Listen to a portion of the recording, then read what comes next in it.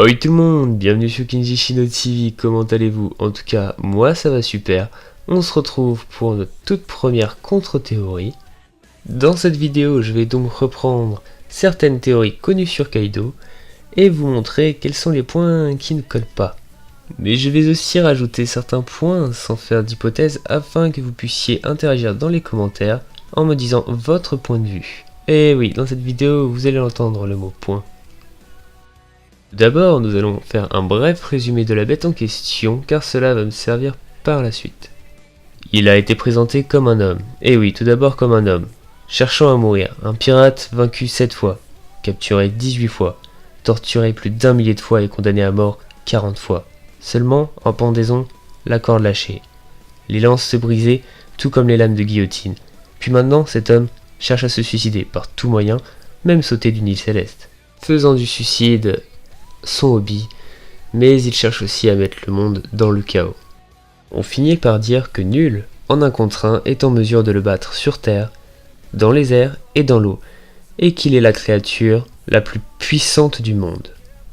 On sait même qu'il eut l'audace de s'en prendre à Barbe Blanche lui-même. Ce qui est à relever du personnage est qu'il ne veut plus vivre, mais n'arrivant pas à sauter la vie, il veut mettre le monde dans le chaos, même s'il meurt avec lui. Voilà. Alors, c'est important de dire cela pourquoi. Car, première théorie, Kaido est immortel via l'ancien possesseur du bistouri.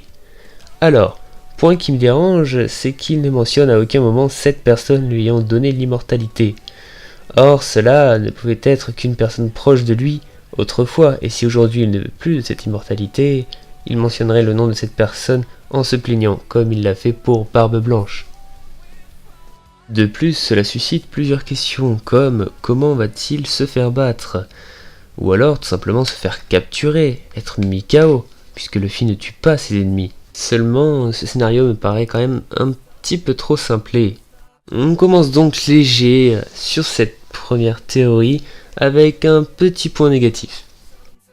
La deuxième théorie mentionne beaucoup de points positifs, mais aussi négatifs. Cette deuxième théorie consiste au fait que Kaido aurait mangé un fruit du démon de type Zoan mythologique, du Jangan, rendant son corps invulnérable aux armes conventionnelles. Premier point qui ne collerait pas, c'est qu'il y a bien d'autres moyens que les dégâts directs à son corps pour mourir. Par exemple, le corps interne est fragile, avaler des explosifs et c'est fini. Cela se prouve avec le parallèle à Skypiea avec Nolan, qui suite à un Gomu Gomu no Bazooka de Luffy, se trouvant dans son corps, celui-ci en fut torturé et le recracha. Second point, vu que c'est un fruit du démon, il aurait juste à sauter dans l'eau et à se laisser mourir de faim en mode Jack au fond de l'océan. Troisième point, il ne semble pas craindre l'eau, cela s'observe quand il saute de l'île céleste à 10 000 mètres d'altitude, il ne pouvait pas savoir qu'il tomberait sur une île. Puis il est désigné comme le pirate le plus fort du monde de toutes les créatures sur terre, dans les airs, et ce qui nous intéresse, dans l'eau. Ne trouvez-vous ça pas bizarre qu'un possesseur de fruits du démon soit désigné comme créature la plus forte dans l'eau y compris? Quatrième point, et celui que je trouve le plus logique, de tous ces combats, il a forcément dû être touché par du granit marin ou bien du fluide et lui-même y aurait pensé pour se suicider, tout simplement. Autre hypothèse est qu'il aurait ingurgité sans smile, d'où son nom de Kaido au sang bête. Seulement, en plus de reprendre les points précédents en lien avec le fruit du démon, eh bien, il serait mort dû au fait qu'il ait ingurgité plus d'un fruit du démon, à part s'il y avait quelque chose de particulier avec lui, tout comme Barbe Noire, mais 100 quand même, ça fait beaucoup. Maintenant, nous allons partir un petit peu plus dans l'hypothèse et dans l'analyse, et vous me direz, avec les indices qu'on va en retirer, vous en commentaire ce que vous en pensez. Le premier point à ce sujet peut venir faire l'objet d'un point négatif envers les deux autres théories concernant le fait que Kaido ait ingurgité un ou plusieurs fruits du démon. Celui-ci aborde un aspect psychologique. Kaido veut mourir, et en plus du nombre de tortures et d'exécutions qu'il a subies, cela prouve qu'il aurait largement dépassé l'espérance de vie de sa race, ou bien de ses races d'origine s'il en a plusieurs. Je m'explique. Un humain immortel devrait vouloir renoncer à son immortalité au bout d'un certain nombre d'années. Imaginons au bout de 340 ans, si on est immortel, eh bien, on peut peut-être le regretter et vouloir mourir, comme par exemple, je pense à Wolverine, si on doit se baser sur une œuvre de fiction. Et bien pour Kaido, ce serait le même schéma, mais en reprenant l'espérance de vie moyenne de sa race. Cependant, il dira que Barbe Blanche, lui, a eu la chance de mourir, ce qui n'en est pas forcément une pour Edward Newgate. Mais cela pourrait faire penser qu'il se mettrait à égalité d'âge avec Barbe Blanche. Dites-moi vous dans les commentaires ce que vous pensez de cela. Si Kaido veut mourir parce qu'il a largement dépassé l'âge qu'il devrait avoir, ou bien s'il en a simplement marre de la vie à cause d'un fruit du démon.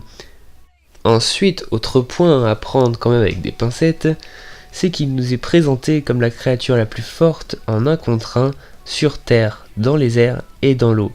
Ce qui voudrait peut-être dire qu'il peut obtenir une forme correspondant à chacun de ces éléments.